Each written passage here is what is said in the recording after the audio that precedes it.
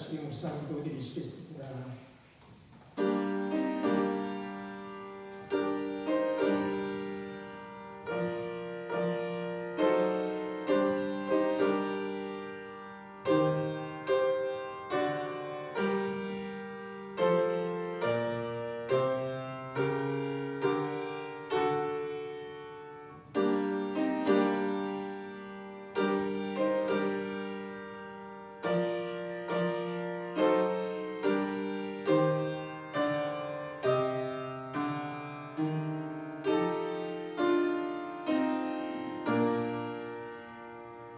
의와 공의가 주의 보좌의 기초라. 인자함과 진실함이 주 앞에 있나이다. 즐겁게 소리칠 줄 아는 백성은 복이 있나니 여호와여 그들이 주의 얼굴빛 안에서 다니리로다. 아멘. 의와 공의와 인자와 진실함으로 우리를 대하신 하나님, 그 하나님의 은혜와 사랑을 감사하여 오늘도 주님 앞에 나와 즐겁게 소리치며 하나님을 예배하고 찬양합니다. 부족하지만 우리와 함께 하셔서 우리가 드리는 예배가 하나님이 기뻐 받으시는 예배가 되도록 인도하여 주옵소서. 감사하며 예수님 이름으로 기도드립니다. 아멘. 자리에 일어나서 찬송가 10장 찬송 부르시겠습니다.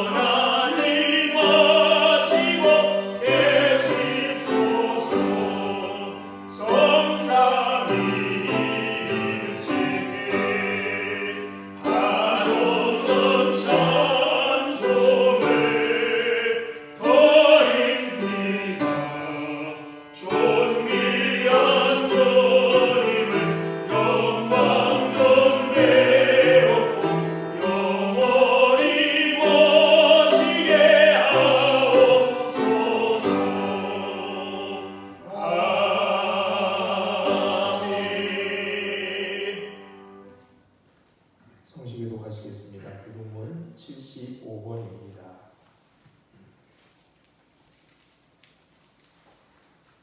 교동문 75번 마태복음 6장 교독합니다. 그러므로 내가 너희에게 이르노니 목숨을 위하여 무엇을 먹을까 무엇을 마실까 몸을 위하여 무엇을 입을까 염려하지 말라.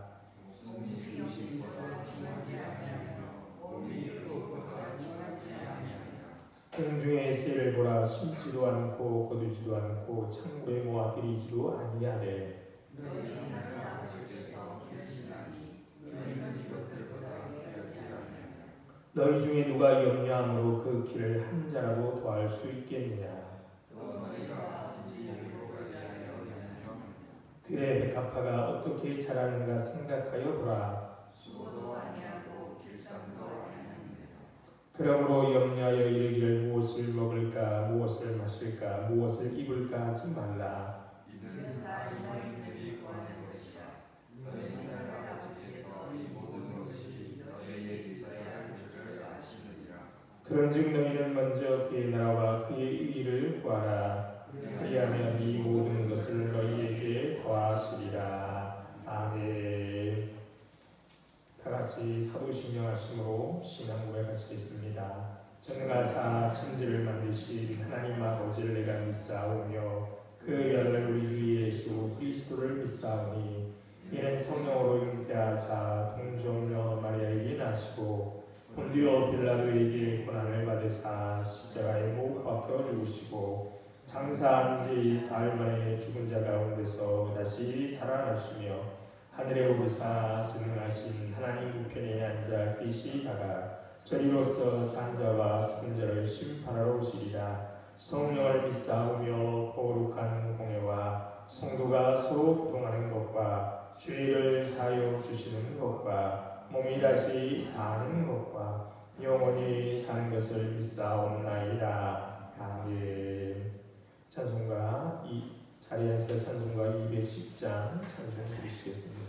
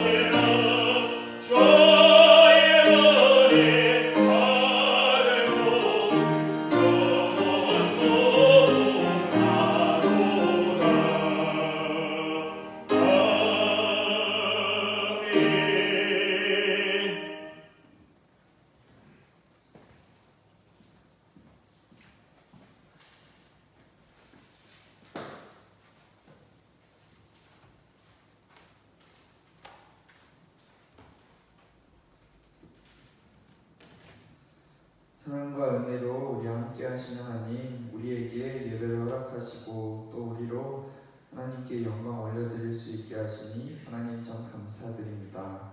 이 시간 온전히 하나님께 맡겨드리길 원하오니 하나님 우리 가운데 임하여 주셔서 우리를 이끌어 주시옵소서.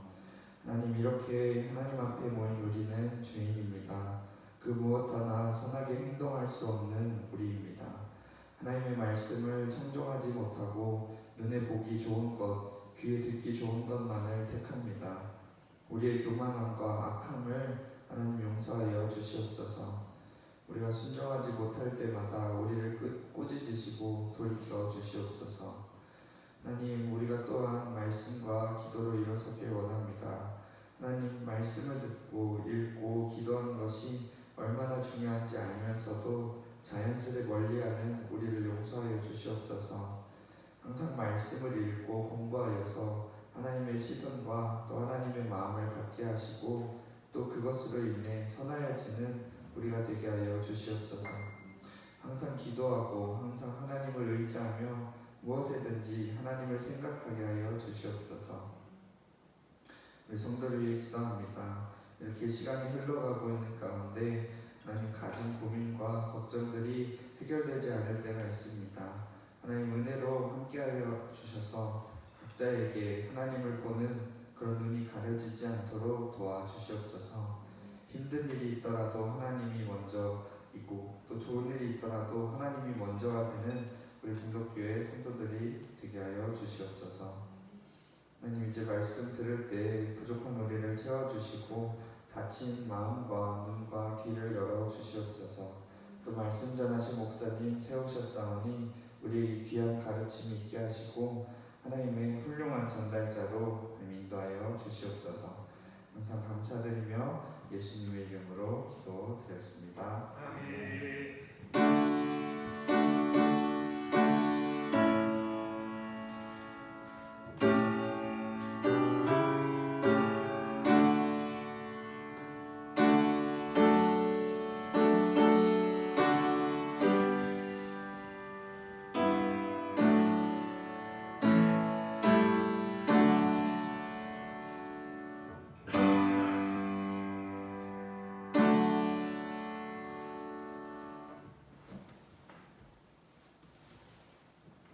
하나님 말씀 보시겠습니다. 하나님 말씀은 느헤미야 3장 1절로 10절에 있는 말씀입니다. 느헤미야 3장 1절로 10절에 있는 말씀입니다. 느헤미야 3장 1절로 10절 말씀 찾으신 줄 알고 제가 읽겠습니다. 그때 대제사장 엘리야십이 그 형제 제사장들과 함께 일어나 양문을 건축하여 성벽하고 문짝을 달고 또 성벽을 건축하여 한메아 망대에서부터 하나넬 망대까지 성별하였고 그 다음은 여리고 사람들이 건축하였고 또 그 다음은 이무리의 아들 삭불이 건축하였으며 오물은 하스나의 자손들이 건축하여 그 들보를 얹고 문짝을 달고 자물쇠와 빗장을 갖추었고 그 다음은 학구스의 손자 우리아의 아들 무레못이 청수하였고 그 다음은 모세 사벨의 손자 베레가의 아들 무술람이 충수하였고 그 다음은 바나의 아들 사둑이 충수하였고 그 다음은 드와 사람들이 충수하였으나 그 귀족들은 그들의 주인들의 공사를 분담하지 아니하였으며 옛문은 바세야의 아들 요야다와 부소리아의 아들 무술람이 충수하여 그 들보를 얹고 문짝을 달고 자물쇠와 빗장을 갖추었고 그 다음은 기브온 사람 물라데아와 메로노 사람 야돈이 강 서쪽 천국의 관할에 속한 기브온 사람들 및 미스바 사람들과 더불어 충수하였고 그 다음은 금장색 하레야의 아들 우시엘 등이 충수하였고 그 다음은 항품장사 하나나 등이 충수하되 그들이 예루살렘의 넓은 성벽까지 하였고 그 다음은 예루살렘 지방의 절반을 다스리는 후르의 아들 르바야가 충수하였고 그 다음은 하루마베의 아들 여다야가 자기 집과 마주대한 곳을 충수하였고 그 다음은 하삼리아의 아들 핫두스가 충수하였고 아멘. 아름다운 날 우리 하나님의 은혜와 평강이 우리와 함께 하시길 바랍니다. 절기상 내일이 소만이어서인지 날이 무척 더워졌습니다. 빛나는 실록이 드린 소만은 작은 가득참 혹은 작은 만족이라는 뜻입니다. 작은 만족을 느끼려면 영혼이 고요해야 하는데 여러분은 고요하십니까? 지지고 볶는 인간사에서 잠시 벗어나 녹색으로 충만한 세상을 바라보는 것은 참 즐거운 일입니다. 오늘 하루 우리들의 눈과 귀가 시원해지고 답답했던 마음의 초록물이 곱게 들고 바람이 일렁이기를 바랍니다. 사회 각 분야에서 터져나오는 갈등의 파열음이 이제는 아주 피곤하게 느껴집니다. 물론 사회 발전을 위해 거쳐야 할 과정임을 모르지는 않지만 서로에 대한 배려 없이 너무 거칠게 밀어붙이는 것 같아 안타깝습니다. 시인 도종환도 비슷한 마음이었는지 덕암이라는 시에서 이렇게 말합니다. 개나리꽃, 참나리꽃, 조팝나무, 산철쭉 잘나고 못난 꽃들이 아니라 얼굴빛 향기가 서로 다른 꽃들이 모여 동산을 환하게 가꿉니다. 소나무, 전나무, 오리나무, 가뭄비나무 저만 홀로 우뚝 솟은 나무가 아니라 특별히 잘난 데 없는 그만한 나무가 모여 숲을 이루고 산을 이룹니다. 모양과 빛깔이 저마다 다르지만 그것이 어우러져 동산을 환하게 가꾸고 특별히 잘난 것도 없는 나무들이 모여 숲을 이루고 산을 이룹니다. 이게 세상 아니겠습니까? 때로는 경쟁도 하지만 대개는 서로를 위해 편안한 배경이 되어주고 함께 숲을 이뤄가는 온갖 것들, 그 속에서 시인은 생명의 실상을 보고 있습니다. 하나님은 모든 것이 당신의 뜻에 따라 조화롭게 이루어진 세상을 보시면서 보기에 참 좋았다라고 하셨습니다. 어쩌면 하나님을 기쁘시게 하는 것은 인간의 지나친 탐욕으로 깨진 생명의 조화로움을 회복하는 것이 아닌가 싶습니다. 그런데 생명의 조화로움을 회복해야 할 교회가 벽이 회파되어 세상의 탐욕이 흘러 들어오는 것 같아 안타깝습니다. 우리가 읽은 본문이 속해 있는 느헤미야 성경 느헤미야는 이스라엘 백성들이 느헤미야의 지도하에 무너지고 회파된 예루살렘 성벽을 재건하는 이야기입니다. 주전 586년, 587년에 예루살렘은 바벨론에서 함락당하고 하나님의 성전은 무너지고 말았습니다. 그리고 이스라엘 백성들은 바벨론의 포로로 끌려갔습니다. 그렇게 강하던 바벨론은 온 이 근동아시아 주위의 모든 지역을 다 무너뜨린 바벨론은 끝내 바사 페르시아 제국에서 멸망당합니다. 그렇게 강하던 바벨론이 망하고 페르시아 제국이 근동아시아를 지배하던 때 페르시아는 바벨론 밑에서 억압받던 이스라엘 사람들에게, 이스라엘뿐만 아니라 식민지 모든 백성들에게 자기 고국으로 돌아갈 수 있는 해방령을 내립니다. 그래서 주전 538년 이스라엘 사람들은 수룹바벨의 지도하에 예루살렘으로 사람들이 귀환합니다. 보러 생활을 청산하고 귀환한 이들은 무엇보다도 성전을 완공하고 하나님께 예배를 드렸습니다. 그리고 한참 후에 에스라를 선두하여 2차 포로 귀환이 이뤄집니다. 하지만 예루살렘의 성벽과 성문은 회파된 채 그대로였습니다. 성전은 재건되었지만 성벽은 여전히 바벨론에서 무너진 채 그대로 있었습니다. 고대 세계에서 성벽과 성문이 없다는 것은 그 도시가 무방비 상태라는 것이죠. 그래서 예루살렘 안에 거하는 거민들은 밤마다 이방 민족이 그들을 공격해와 약탈하고 강도질을 할 수 있다는 겁니다. 벽이 없었기에, 그렇죠? 성벽이 없었기에 그들을 막을 수가 없었습니다. 요새 우리나라의 사정과 비슷하지 않습니까? 어떤 벽이 무너진 듯한 느낌이 들지 않습니까? 하나라는 벽, 그렇죠? 그렇게 자랑하던 한 민족, 하나의 민족 아닙니까? 그렇죠? 다른 나라들은 여러 민족으로 구성되어 있지만 우리는 한 민족, 하나의 민족, 한 민족 하나로 구성되어 있다고 하는데 그 하나라는 벽이 무너져 내린 듯합니다.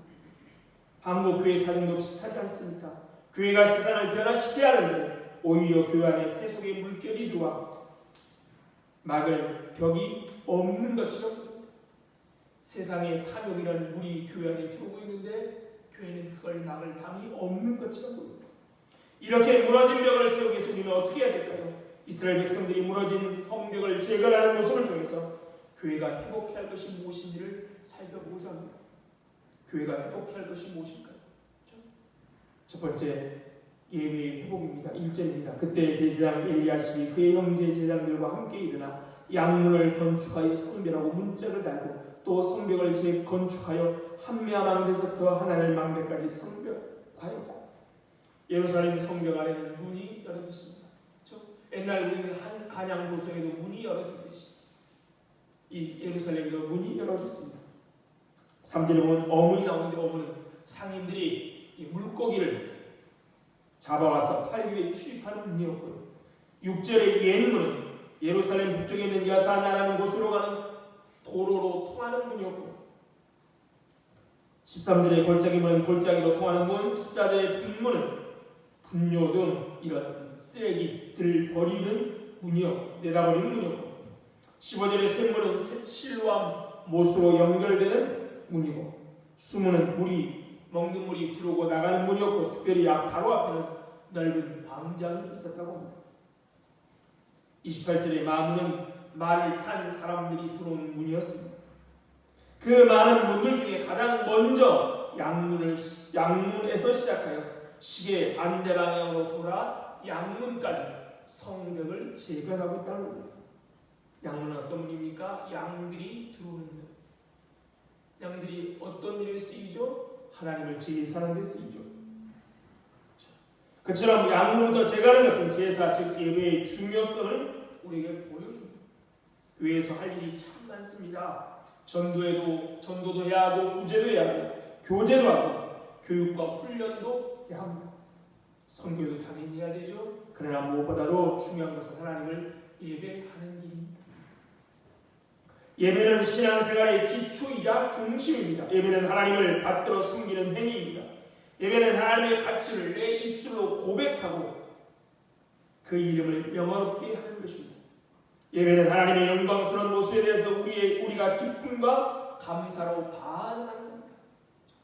우리가 지금 회복이라는 주제를 살펴보고 있었는데 하나님의 영광을 회복했는데 그 영광을 어떻게 우리가 드러내느냐? 예배를 통하여 드러내는 것이죠. 예배의 초점은 그러므로 하나님이십니다. 예배는 우리의 죄를 용서하시고 모든 필요를 공급하는 우리의 삶의 중심이신 하나님과 기도하고 대화하고 그분에게 죄의 사함을 받고 그분의 이름을 그 높이는 일입니다. 이것 없는 예배는 하나님이 받지 않습니다. 예배는 하나님을 향한 예배인 것이죠. 예배는 지상에서뿐만 아니라 이 땅에서뿐만 아니라 하나님 나라에서 영원히 지속될 우리의 본업입니다. 진짜 우리의 일인 것이죠. 요한계시록은 천상의 성도들이 뭐하고 있습니까? 예배하고 있습니다. 그만큼 예배는 영광스러운 일, 우리가 반드시 할 우리의 본업입니다. 요한 웨슬리의 동생 찰스 웨슬리는 이런 찬송을 작사했습니다. 우리 찬송은 18장인가 그런데요. 만일이 내게 있으면 그 입 닫아주고 내 구주 주신 은총 늘 찬송하던가. 입이 만개라는 만개 입을 가지고 다 가지고 입을 벌려서 우리에게 구원을 주신 하나님의 은총을 찬송하겠다는 겁니다. 이 찬송은 그가 회심한 지 1년 되던 해에 작사했다고 하죠. 그 마음이 하나님을 경배하고 싶은 열정이 넘치는 것을 우리가 볼 수 있습니다. 우리에게 이런 예배에 대한 열정이 있습니까? 예배는 항상 할 수 있습니다. 길을 가면서도 자동차를 몰고 가면서도 혼자 있을 때도 우리는 예배할 수 있습니다. 그러나 이런 예배 못지않게 중요한 것은 일정한 시간을 정하고 일정한 내용과 형식과 틀을 가지고 하는 예배입니다. 그 중에 오늘 우리가 드리는 주일 예배가 있죠. 우리가 신앙생활 하는 데 있어서 가장 중요한 것은 주일을 지키고 주일을 예배하는 일입니다. 그 예배를 통해 우리는 뭘 해요? 하나님을 경배하고 찬양하고요. 예배를 통해 하나님의 은혜를 받는 겁니다. 지난 2000년 동안 주일 예배를 통해 기독교가 이어져 왔고 이 세상을 바꾸었습니다. 예배에는 찬양과 말씀, 기도, 하나님께 드리는 예배, 예물, 성도 간의 교제가 있습니다. 우리는 이 예배하는 동안 하나님의 임재하심을 경험합니다. 하나님이 임재하심을 경험하는 큰 은혜를 누립니다. 하나님께서 우리 가운데 임재하시는데 어떻게 은혜를 받지 않을 수 있겠습니까? 우리가 믿음의 눈으로 하나님의 영광을 보고 있는데 그 영광 앞에 어찌 춤을 추지 않을 수 있겠습니까? 이런 놀라운 은혜가 예배 가운데 있다는 겁니다. 이 자리에 있다는 겁니다. 우리는 예배를 드림으로 은혜를 받습니다. 그렇죠? 우리가 하나님께 드림으로 우리는 하나님께 은혜를 받습니다. 우리가 예배를 시작하고 하나님의 보좌 앞에 우리가 나아갈 때 하나님의 은혜가 밀물듯 밀려옵니다. 밀물처럼 물려옵니다. 그리고 은혜의 밀물이 우리 안으로 밀려 들어오면 우리 안에 있는 작동산이들은 물러가게 되었습니다. 서해쪽에 남해쪽으로 민물이 오지요. 그러면 그 민물을 거스릴 것이 없습니다. 우리가 예배를 시작할 하나님의 은혜가 밀물처럼 밀려오면 우리 안에 있는 우리 마음에 있는 작동산이들은 다 물러가게 되었습니다. 그 은혜에 우리의 마음에 하나님의 우리의 상처를 쌓아놓으 주십니다. 그리고 우리 눈을 열어 하늘의 영광을 보게 합니다. 그러면 내 마음을 짓누르고 있던 근심, 걱정은 물러갑니다. 우리는 주님을 찬양하는 영광스러운 하나님의 자녀가 되는 것이죠. 바로 이와 같은 은혜가 예배에 있습니다. 마음을 열고 진지하게 예배할 때 말씀을 통해 소중한 진리를 깨닫게 되고 사랑과 희망으로 가슴이 뜨거워지고 더욱 성숙한 태도가 생기고 무너지는 것이 점차 회복됩니다. 그런데 코로나 이후 이 주일 예배가 약화돼 가고 있지요. 그렇죠? 온라인으로 예배 드리다 보니까 이게 몸에 밴 사람들이 많습니다. 함께 모여 예배하는 게 얼마나 복된 일인데, 그렇죠? 한국교회가 회복되기 위해서는 예배가 회복되어야 되는 것이죠. 그러니까 토요일날 참 바쁘지만 우리 교회에서 드릴 예배를 위해서 우리는 마음을 다해 준비하고 기도로 기대해야 됩니다. 두 번째는 지도자의 회복입니다. 1절 아까 읽었죠. 1절에 보면 예루살렘 성벽재건에 가장 먼저 누가 동원됩니까? 대제사장 엘리야십이 그의 형제 제사장들이 함께 일어나 양문을 건축합니다. 제사장으로 그냥 잊지 않고 먼저 솔선수범하였습니다. 이 느헤미야보다 약간 앞서 예수의 선자가 당시의 선자들 뭐라고 말합니까? 항구지에 있는 여우 같다.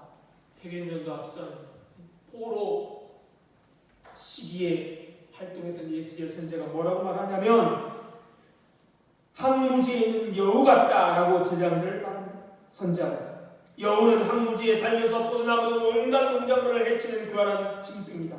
거짓 선자는 그런 여우와 같이 하나님의 포도나무인 이스라엘을 망가뜨리는 사악한 자들이었습니다. 사람들에게서 하나님을 멀리하게 할 뿐만 아니라 사회의 기본적인 윤리 기반을 망가뜨리는 해로운 존재들이었습니다. 요즘 한국교회가 문제가 있는데요. 손가락질하는 모든 사건의 중심, 거의 대부분의 사건의 중심에 누가 있습니까? 지도자의 문제. 그러므로 무너진 한국교회를 다시 세우려면 우선 지도자부터 회복되어야 하는 것이죠. 먼저 지도자는 지도자다운 모습을 회복해야 합니다. 교회 지도자는 영적인 지도력, 권위, 신뢰, 윤리적인 몸이 뒤따야 합니다. 기득권이나 이익을 위하여 교회를 운영하고 치리하는 일을 멈춰야 합니다. 뭘 해야 되죠? 성도를 섬기고 그들의 아픔과 고통을 치유하며 주의 모습을 본받아 성도들의 발을 씻기는 종의 자세가 필요합니다. 왜 하나님이 우리를 리더로 지도자로 세우셨습니까? 섬기라고 세우셨습니다. 지도자는 남을 이끄는 사람이 아니라 섬기는 사람입니다. 우리 주님이 그렇게 사셨습니다. 마태복음 20장 28절에 주님 뭐라고 말씀하십니까? 인자가 온 것은 섬김을 받으려 함이 아니라 도리어 섬기려 하고 자기의 목숨을 많은 사람의 대속물로 주려 합니다. 우리 주님이 내일은 십자가를 제가 드렸는데요. 오늘 뭐 하십니까? 제 아들의 발을 씻기면서 선생님 내가 이와 같이 했으니 너희도 이렇게 하라고 했습니다. 세상은 마치 위에 있는 지도자는 섬김을 받는 사람인 것처럼 생각하는데 너희는 그렇지 아니하다고 주님 말하지 않습니다. 높임을 받고자 하는 자는 남을 섬겨야 한다라고 말씀하십니다. 이 원리는 리더, 지도자뿐만 아니라 모든 성도들에게 똑같이 적용됩니다. 먼저 교회를 다녔다면 먼저 섬기고 먼저 직분을 얻었다면 먼저 섬겨야 합니다. 먼저 온 사람이 잘 섬기면 나중 온 사람이 뒤따라 잘 섬기게 되어 있습니다. 그처럼 삶을 통해 배우는 교훈은 목사의 설교 이상으로 효과가 있습니다. 그렇죠? 자기가 맡은 직책에 최선을 다하며 섬기는 위치에서 교회의 종이 될 때 교회가 회복되어지는 것이죠. 그러므로 우리 교회 지도자를 위해 기도해야 되는 겁니다. 한국 교회 지도자를 위해서. 우리는 똑같이 세상 사람들이 똑같이 손가락질할 수 있습니다. 그러나 한 걸음 더 나아가야 되죠. 왜요? 교회니까. 먼저 그들을 위해서 기도해야만 합니다. 마지막 세 번째는 협력하는 삶이 회복되어야만 합니다. 니에미야 3장을 보면 성벽 재건 공사에 참여한 70여 명의 이름과 38개 가문이 나옵니다. 그들은 성벽 전체를 42개 공구로 나누어 대략 한 가문이 한 공구를 담당했고 특별히 지방을 다스리는 잘하는 말이 많이 나와서 보면 성벽 재건에 많은 리더들이 대거 참여했고 12절에 살룸과 그의 딸들이 중사했더라는 말씀을 보면 성벽 재건의 여자도 참여했습니다. 또한 느헤미야 3장에 가장 많이 나오는 단어가 무엇입니까? 그 다음은 이라는 말입니다. 그것은 모든 사람이 자기 자리를 지키고 십시일반으로 협력해서 성벽 재건에 협력했다는 말입니다. 이 본문이 우리에게 가르치는 협력의 원리 몇 가지가 있습니다. 첫째는 모두 참여해야만 합니다. 제가 조금 전에 말씀드렸죠. 많은 사람들이 참여했습니다. 5절 볼까요? 그 다음은 그와 사람들이 중수하였으나 그 귀족들은 그들의 주인들의 공사를 분담하지 아니했습니다. 모든 사람이 성벽 재건에 나설 때 두와 칠신의 귀족들은 우리 같은 귀족이 어떻게 이런 일을 해라고 생각하며 참여하지 않았다는 겁니다. 그런데 그 후에 재건된 성벽을 볼 때마다 어떤 마음이 들었겠습니까? 얼마나 부끄럽겠습니까? 가끔 보면 돈과 명예가 있는 분 중에 내가 어떻게 이런 사람들과 어울릴 수 있어? 라고 내가 어떻게 이런 일을 해? 라고 생각하는 분이 있습니다. 또 어떤 사람은 나는 아무것도 없는데 어떻게 이런 일을 할 수 있냐? 라고 말하는 사람이 있습니다.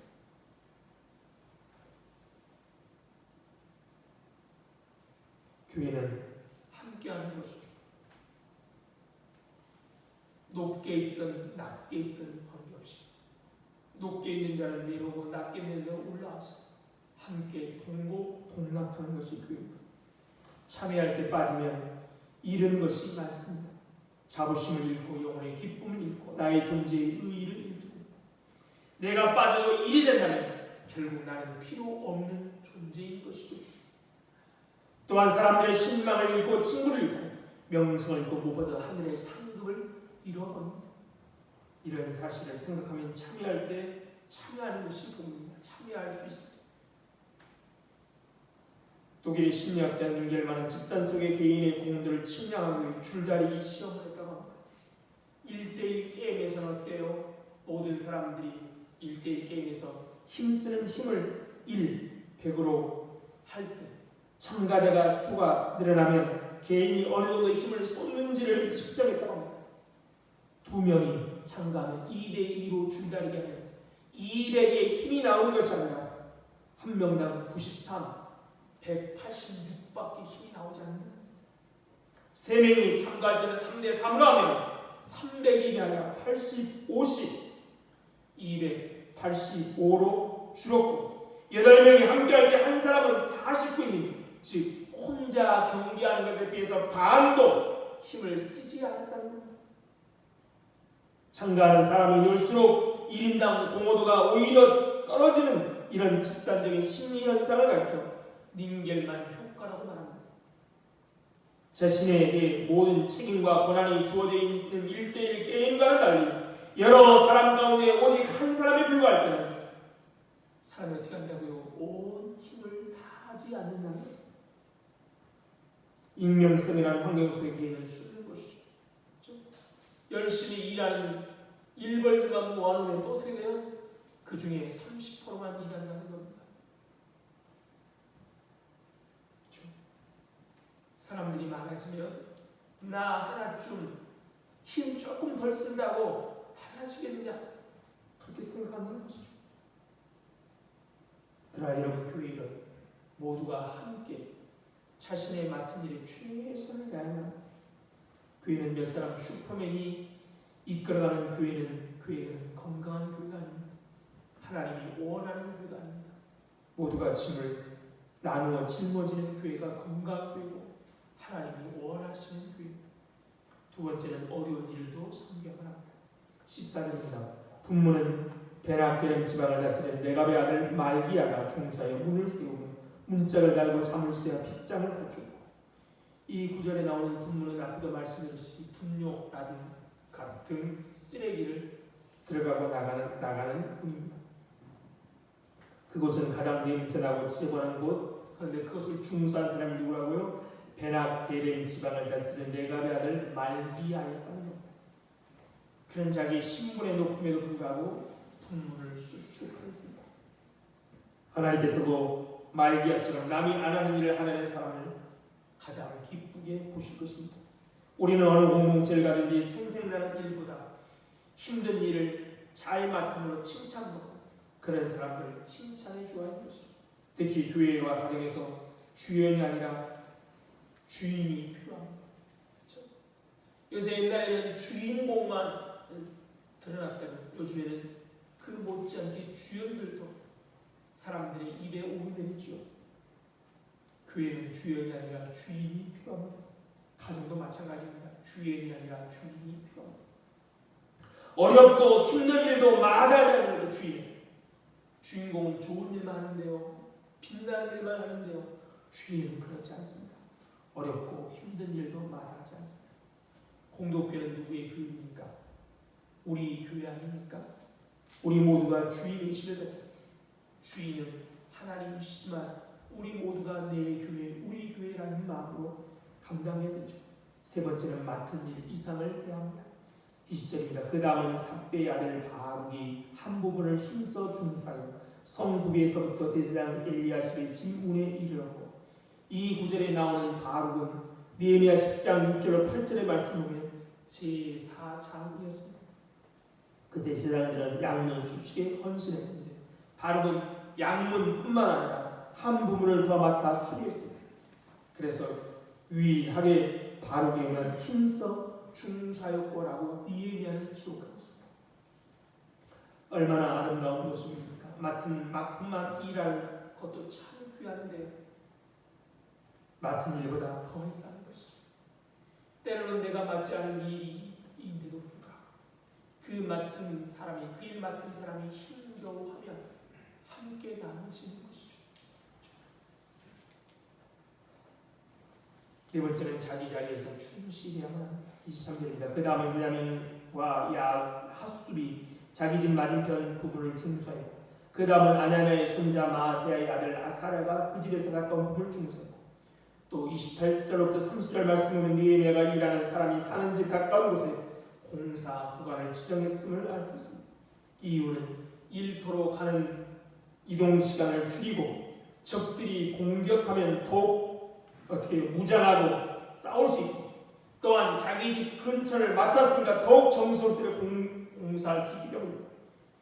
그처럼 지혜롭게 일감을 은혜와 형편에 따라 잘 나누고 효율적으로 협력해야 합니다.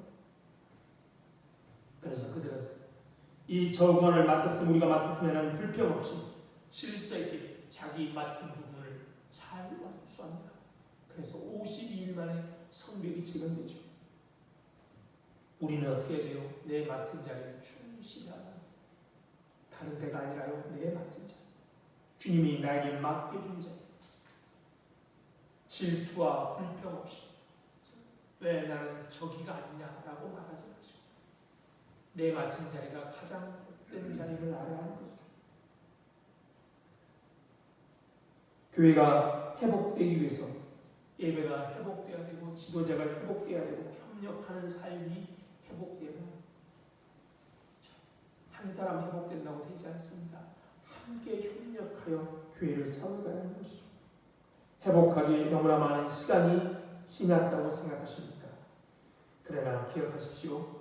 다시 우리는 얼마든지 시작할 수 있습니다. 잃어버린 것을 다시 회복할 수 있습니다. 그렇죠? 우리가 나눴던 누가복음 15장에 기다리는 아버지의 비유, 돌아가야 합니다, 회복해야 합니다 말씀들을, 그 아들은 둘째 아들은 아버지를 배신하고 모든 걸 다 팔고 아버지를 죽은 사람 취급하고 떠나갔습니다. 흥청방청 살다가 먹을 것이 없어요. 불결한 짐승인 돼지를 치는 일에 가서 어떻게든 먹고 살려고 합니다. 먹을 것이 다 떨어지고 주는 자도 없습니다. 그때 어떻게 돼요? 아버지께로 돌아가자. 아버지가 나를 받아주실까? 품꾼의 하나로만 여기려도 감사하겠다고 돌아갑니다. 근데 아버지는 어떻게 해요? 예, 너는 이미 떠나니까 내 자식이 아니다라고 내치지 않는다. 늦지 않습니다. 잃어버린 것을 얼마든지 다시 회복할 수 있습니다. 그리고 주님께 주신 기쁨의 삶을 누릴 수 있는 것입니다. 일찍이 키엘케오르 덴마크 철학자, 신학자는 이런 말을 했습니다. 예수 그리스도는 물을 포도주로 바꾸었다. 그런데 교회는 더 엄청난 일을 했다. 포도주를 물로 바꿨다. 복음의 본질을 잃어버린 교회를 책망합니다. 이 말을 받았던 신학자는 현대 교회는 한 걸음 더 나아가 포도주를 담았던 항아리마저 깨버렸다. 그래서 그 깨어진 항아리 조각들로 서로를 찌르고 서로를 괴롭히고 있다. 그 깨어진 항아리 조각에 집사도 권사도 목사도 찔리고 피를 흘린다. 교회에 깨어진 항아리 때문에 사회도 찔려 피 흘리고 있습니다. 예루살렘을 재건할 때 산발랏은 뭐라고 조롱하지요? 느헤미야 4장 2절에 세 번역은 이렇게 번역합니다. 힘도 없는 유다인들이 도대체 무슨 일을 하는 거냐? 이 성벽을 다시 쌓는다고? 여기서 제사를 드리겠다는 거냐? 하루 만에 일을 끝낸다는 거냐? 불타버린 돌을 흙더미 속에 다시 꺼내어 쓸 수 있다는 거냐? 하고 빈정했습니다. 그 옆에 있던 암몬 사람 도비아도 이렇게 거듭니다. 다시 성을 쌓으면 뭐랍니까? 돌로 성을 쌓는다지만 여우 한 마리만 기어올라도 무너지고 말 것입니다. 지금도 마찬가지입니다. 교회를 회복하겠다고, 교회가 회복된다고 지나가는 개가 없겠다라고 조롱할지 모르겠습니다. 그런데 느헤미야 성은 느헤미야 때 예루살렘 성벽은 52일 만에 도저히 그럴 수 없는데 52일 만에 재건되었습니다. 한국교회도 마찬가지죠. 한국교회가 회복할 수 없다라고 판단할지 모르겠지만 예배가 회복되고 지도자가 회복되고 모든 성도가 주님 안에서 함께하면 회복됩니다. 그렇죠? 그러기에 오늘도 우리는 그런 하나님이 일하실 것을 희망하고 기대하고 예배하고 섬기고 협력하고 우리 교회가 회복되고 한국 교회가 회복되는 은혜가 있기를 우리가 살아생전에 그 일을 목도하고 보고 하나님께 찬양하는 날이 오기를 바랍니다. 참 좋으신 하나님 은혜와 사랑을 감사합니다. 오늘도 교회를 사랑하시는 하나님, 특별히 우리 공동교회를 사랑하시는 하나님, 그 하나님의 은혜와 사랑을 감사합니다. 하나님이 사랑하시기에 우리에게는 늦었다, 안 된다, 할 수 없다 라는 것은 있을 수 없습니다.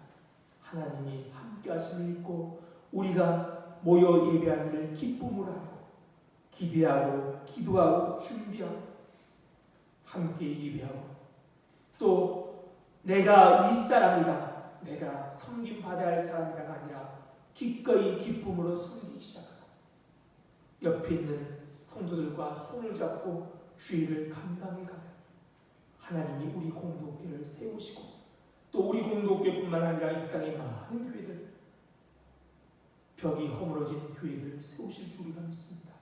그러기에 하나님 우리에게 하나님을 두려워하는 마음을 주시고 하나님을 사랑하는 마음을 주셔서 이렇게 하나님께 예배하고 섬기고 협력하며 하나님을 원하시는 일들이 우리를 통해 일어나 온 땅이 하나님을 영원하게 노래하며 찬양하며 그래서 교회들마다 복음의 구원의 방주로 듣는 이 서가 사람의 수가 넘쳐나는 그런 은혜가 속히 올 수 있도록 역사하여 주옵소서.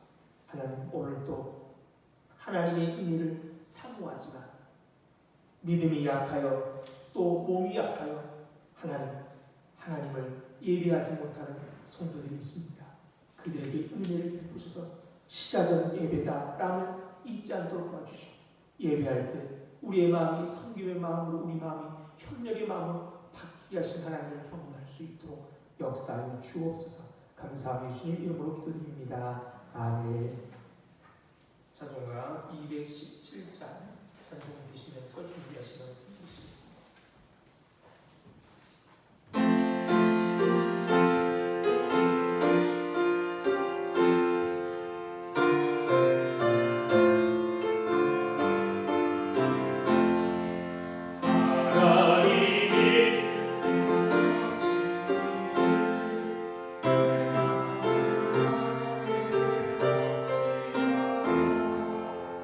너희 듣지 날 섬기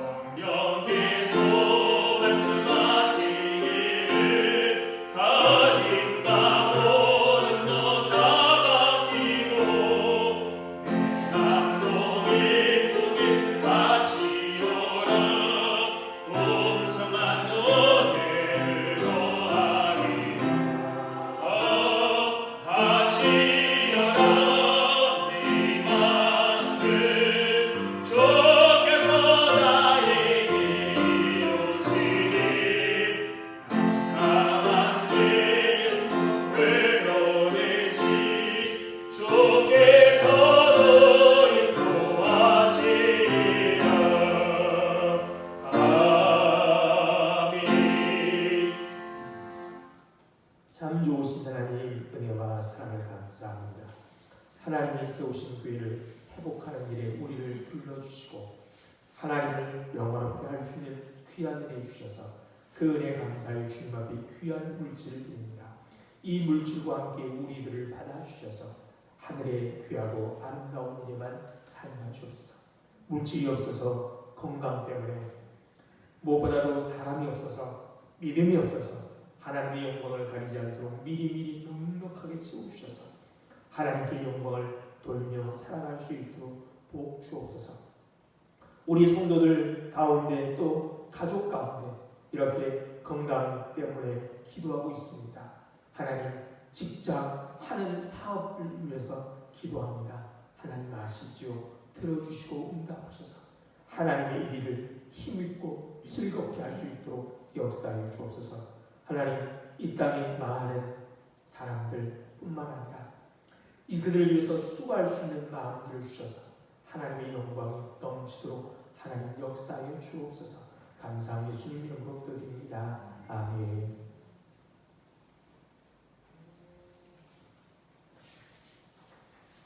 알려드립니다. 오늘은 스승의 주일입니다. 우리 주일학교 성기라 스님들을 위해서 항상 기도해 주시기 바랍니다. 오후 예배는 예스데이 헌신 예배를 드립니다. 목요일은 은혜의 구역 되신 분이 있습니다. 우리 자리에 일어나서 인사하시겠습니다. 반갑습니다. 사랑합니다. 축복합니다. 행복하십시오.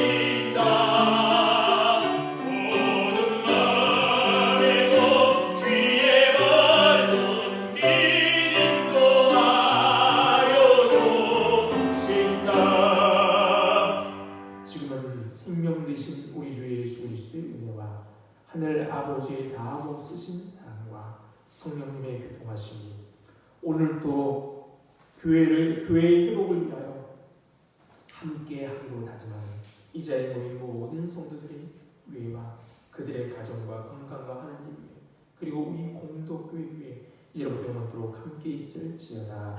아멘.